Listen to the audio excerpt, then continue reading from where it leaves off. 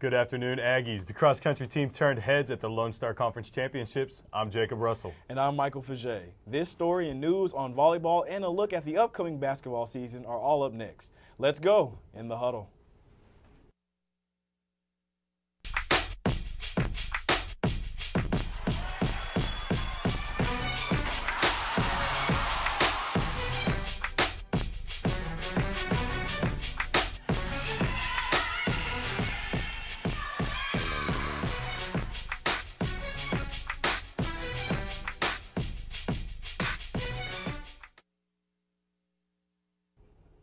The cross-country team finished fourth at the Lone Star Conference Championships this past weekend. 3 of the team's runners finished in the top 10, which resulted in Cameron's first cross-country team with 3 all-conference runners. Sophomore Julius Career finished as the Aggies' top runner. He placed third with a time of 25:47, the highest finish for an Aggie in the LSC Championships. Senior Josh Stewart finished 8th with a time of 26:11, making this his 4th time on the all-conference team. Junior Muhammad Khalafa finished 10th with a time of 26:25. The team will travel to Abilene to compete in the NCAA D2 South Central Regional Championships on November 7th.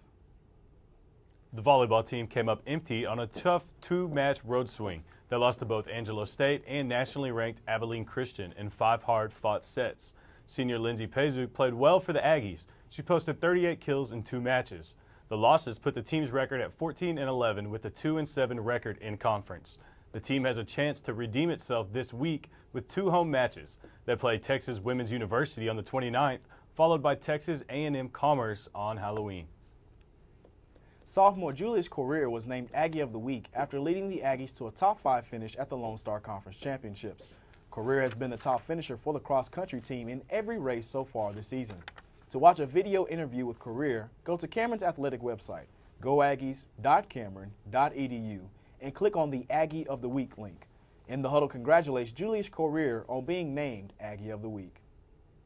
Basketball season is around the corner and is already filled with interesting storylines for this year. Both the men and women's teams added several new recruits to their rosters. In the Huddle talked with coaches Wade Alexander and Tom Webb about the anticipation and expectations for this new season. Tuesday, Cameron hosted its 2nd annual Aggie Madness, a night of high-flying dunks and precise shooting. It was the first glimpse of our revamped men's and women's teams, but it was also men's head coach Wade Alexander's first chance to scout hit the crowds his team could potentially draw.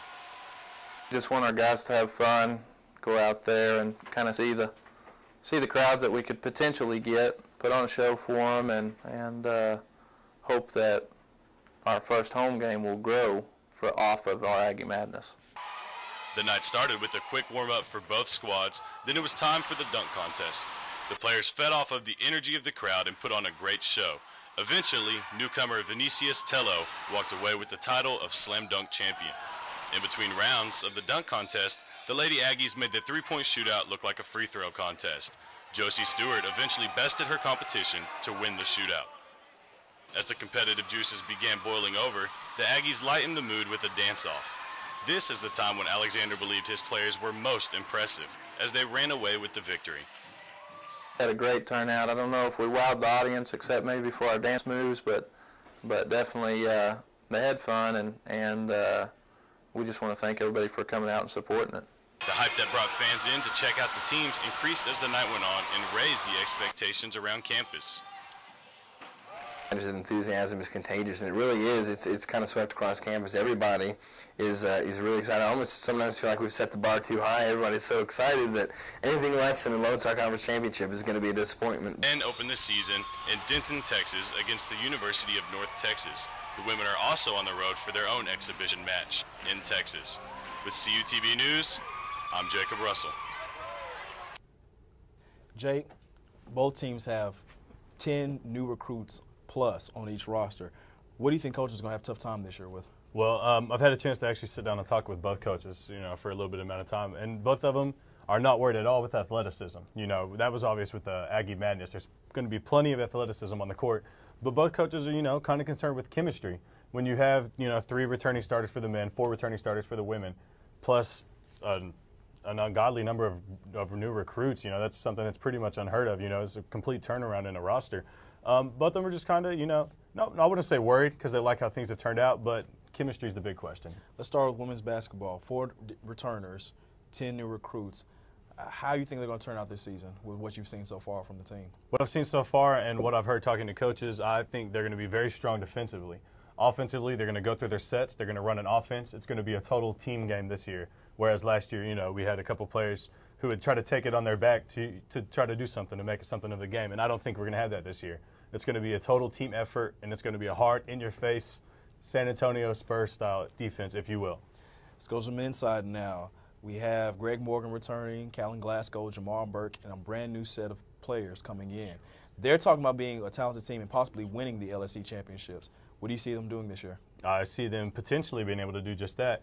And Wade Alexander also said that his team better. Like, he'll be mad if they're not the leading rebounding team in the Lone Star Conference. So I think we're going to look for a lot of athleticism, no problem scoring the ball.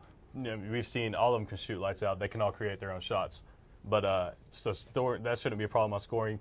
Defense, you know, they're going to have to play better. Same philosophy. He hasn't changed anything. He just thinks they'll be able to do what they're doing or what they tried to do last year that much better. Right. So it should be the same thing, just a lot quicker and a lot stronger. Now, you mentioned that athleticism. The basketball teams hosted Aggie Madness, an event that showcases the shooting skills and athleticism of both the women and men basketball players. And the Huddle was there to get the footage, so let's take a look at how it all went down. First, we see Venice Tello with the jam from the baseline. And now Tello comes with the double pump behind his back reverse. Now this is Nate Murray from Fort Worth with the windmill slam. Nathan Murray really showing every variety of a windmill on that. He comes with the reverse on the other side of the goal and puts it back. Now this is Jamal Burke, a.k.a. Air Canada, with a great build-up to Superman, Dwight Howard tribute. Sets up for the dunk. Gets up, but doesn't get You've got to do more if you're going to do that. Old Faithful Glasgow. Tomahawk down the lane. Beautiful. Nardo Elin with the alley-oop to himself. One-hand jam. And here we have just Milton. Nice little put something down. That's just to let people know who he is. He's new on the team, so. Right. You were there at Aggie Madness. How did that event all play out? I think it was great, and I think they definitely bolstered the potential fans at their games. I think everyone came wanting to see something, wanting to leave impressed, and I think that's exactly what they did. Not to mention all the goodies that were given out. Almost everybody left with something. So. It's going to be an exciting year. A lot of athleticism, should be a lot of good photos, a lot of good posters. Yeah, and it was a lot of fun last week, and there's more going on this week, so let's take a look at this week in sports. It's a short week for sports on campus, but volleyball does start a 2-match homestand on October 29th against Texas Women's University. Then they close out this week against against Texas A&M Commerce on Halloween. Might be a little bit spooky. Let's make sure we get that taken care of. Short week, 2 volleyball games. Hopefully they can get this conference record improved. It's going to be tough now. They have 14 wins, but really just had a tough time in conference play. Yeah, and it's going to be tough. And, you know, it all started with the injury at the beginning of the season to their best player.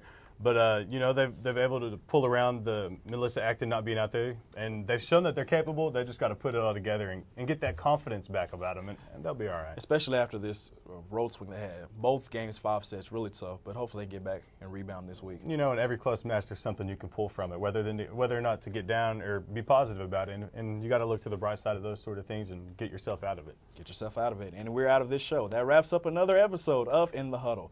To review this episode, go to youtube.com and type in CUInternetTV with no spaces. There you will also find the latest episodes of This Week in SGA and Top of the Hour.